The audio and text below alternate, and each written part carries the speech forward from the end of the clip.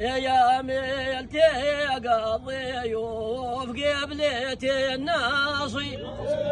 يا ديرة الكلام حاجر العودة يا ملتقى الضيوف قبلة الناصي